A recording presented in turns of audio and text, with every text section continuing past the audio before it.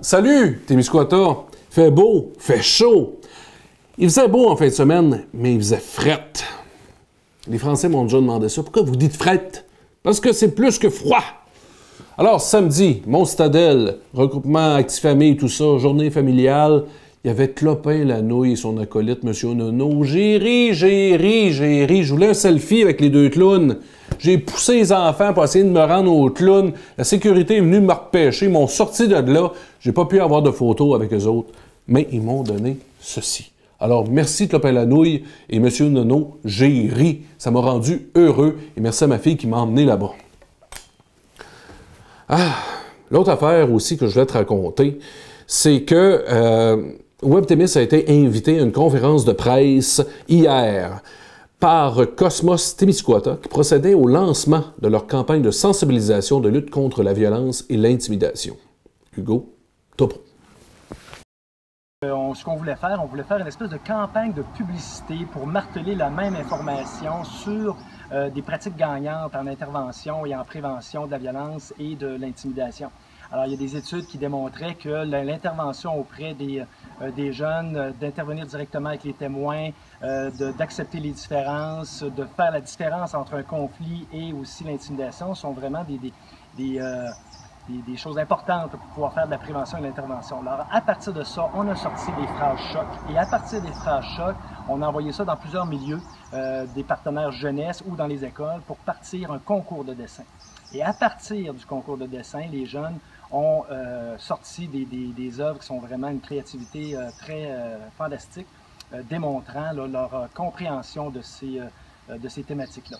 Et à partir de ces dessins-là, on a voulu créer des affiches uniformes, respectant le plus possible la créativité et le dessin d'origine du jeune, pour qu'on ait un produit vraiment de qualité, présentable dans toutes les municipalités. On a choisi la forme de l'arrêt-stop pour montrer aux gens qu'on doit arrêter de faire de l'intimidation ou de la violence. Et finalement, on devrait retrouver ces affiches-là partout dans les 19 municipalités, à l'extérieur et à l'intérieur des différents organismes. Sur ma checklist, Témiscouata, il y a T'as parlé des vraies affaires. En voici une, la Société d'horticulture en collaboration avec la ville de Ponégamouk et le Parc national du lac Témiscouata vous convie ce samedi 30 mai à une journée thématique sur l'arbre. Donc, il y aura échange de vivaces, dons d'arbres, présentation d'une histoire animée qui s'intitule Souvenir d'un arbre. C'est une activité familiale de 10h à 13h. C'est ce samedi, donc, à l'église d'Escourt, dans le stationnement. Puis il ne faudrait pas prendre grand-mère pour une dinde puis grand-père pour son dindon. C'est une pièce de François Jobin qui est présentée par la troupe de théâtre Sébec sur Beaulieu culturel samedi le 6 juin à 19h30. Une pièce de théâtre qui donne la parole aux aînés puis qui suscite sur son passage beaucoup de discussions et de réflexions. Amène donc ta blonde, Témiscouata, voir ça.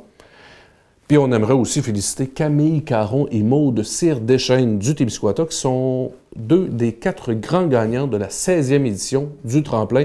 Et bravo à toute l'équipe du Tremplin pour leur magnifique travail encore cette année. As-tu entendu parler du monstre du lac Ponégamouk cette semaine? Moi, ça a suscité 2 choses. 1, j'ai eu peur. 2, ça m'a donné faim. Alors, j'ai parlé des vraies affaires au Témiscouata, check. Parler du monstre du lac Ponégamouk, check. J'ai parlé de la pluie du beau temps, check. Reste en ligne Témiscouata parce qu'il y a un message de l'organisme de bassin versant du fleuve Saint-Jean tout de suite après. Puis nous, on s'en reparle dans 2 semaines. Salut!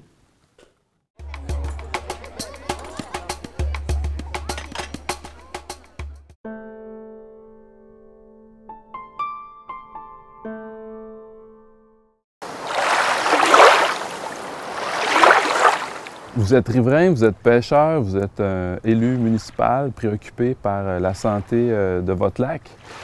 Samedi 13 juin prochain, on organise un forum, le Forum des lacs du Haut-Saint-Jean, qui va se tenir à Lac Baker.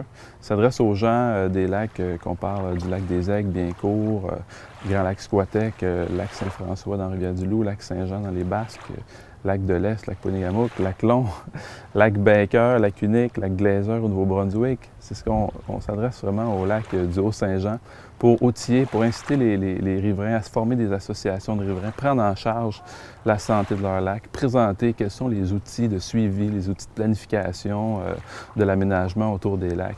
Donc vraiment une journée à ne pas manquer pour les gens qui se préoccupent de la santé de leur lac, qui aimeraient se mobiliser puis qui cherchent les bonnes ressources pour le faire. Donc la journée va commencer avec un portrait géographique et socio-économique des lacs du Haut-Saint-Jean. Puis elle sera organisée autour de 3 panels. Le premier panel portera sur la science des lacs 101, avec la participation de plusieurs spécialistes qui vont permettre aux participants d'en connaître davantage sur le fonctionnement des lacs. Le deuxième panel traitera de l'engagement des communautés. Donc plusieurs représentants d'associations de riverains vont venir partager leur expérience et leurs bons coups. Et le troisième panel portera sur les outils de suivi et de planification de l'aménagement des lacs. Donc plusieurs présentateurs viendront expliquer quels sont les outils et les guides qui sont à la disposition des associations et des municipalités. Et la journée finira sur une note festive avec un cocktail qui sera l'occasion de discuter des collaborations et des partenariats à mettre en place. Donc samedi 3 jours prochain, Lac Baker, événement organisé par l'organisme de bassin versant du fleuve Saint-Jean.